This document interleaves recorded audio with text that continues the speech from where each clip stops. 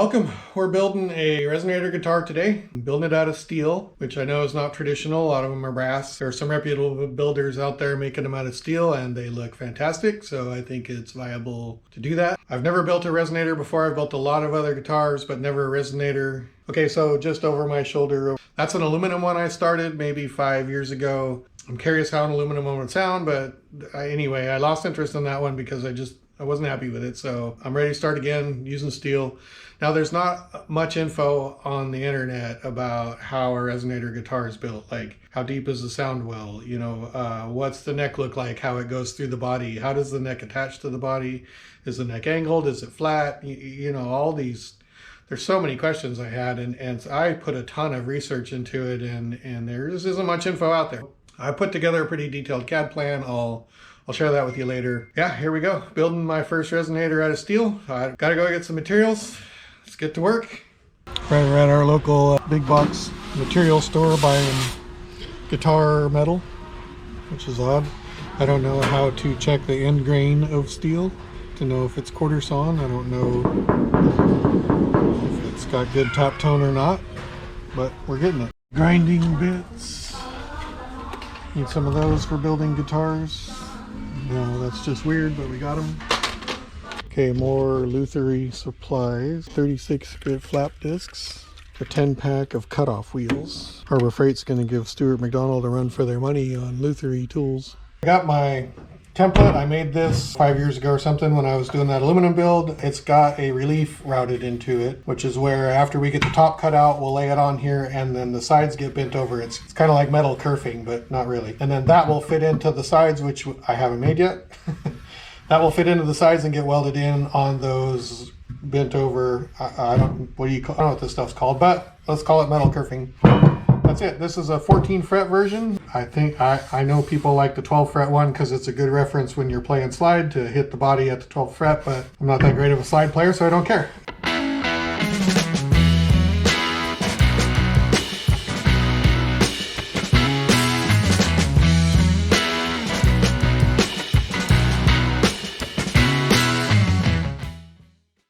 All right, I've got my mark where I'm going to cut laid out on here, so you can see the inside line is the actual shape of the guitar, the top. This outside line is going to be where I'm going to cut, and that will get bent over into kerfing. I don't have a ton of fancy metal working tools, so it's cutoff wheel time. Bear with me.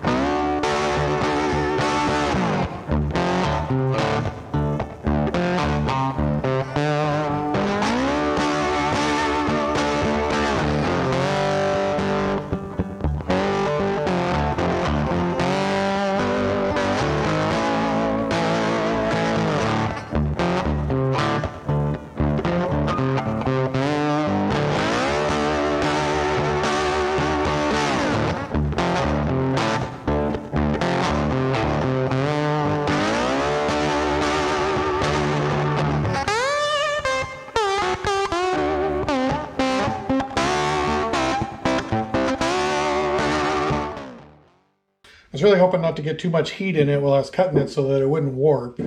I think it's okay so far. So we got the initial shape cut. I sanded down the edge nice and smooth. I have laid out my cuts now for the kerfing. So yeah, we're going to cut those.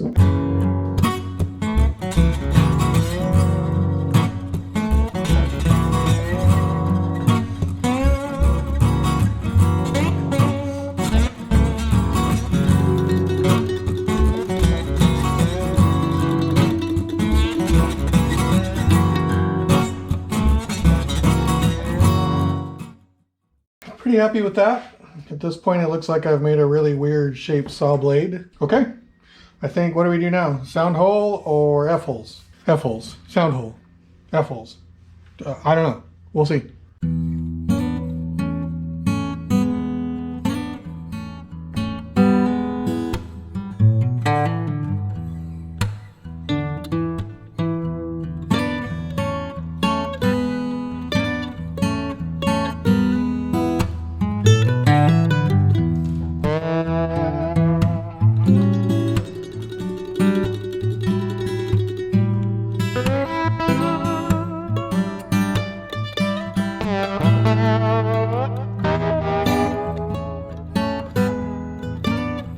Sound hole's done.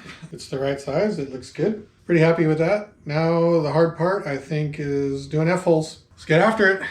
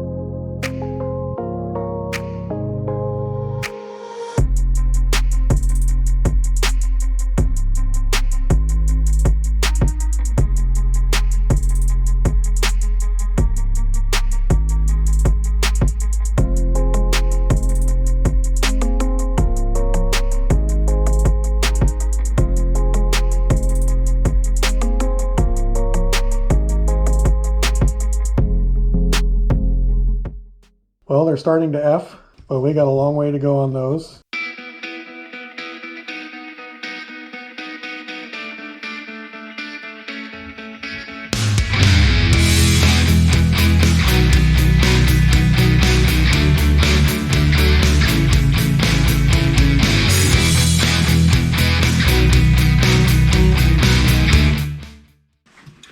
I'm going to call that a wrap on the F-holes for now. They're roughed in. I'm pretty happy with that. I'm really happy with that. They turned out great. I have them on this background so that you can see them better with the white background. Hopefully you can see those. They're not bad. There's a little bit of cleanup work to do, but pretty good. I think I'm going to dimple dye these holes. And if I'm really feeling adventurous, I may even make a dimple dye to try and dimple dye, what are the F's? I'll try and dimple dye that if I'm feeling super adventurous. I think it would give this section a lot more rigidity if I dimple dye those. Look for that soon. Right now, I think we're gonna bend over this kerfing.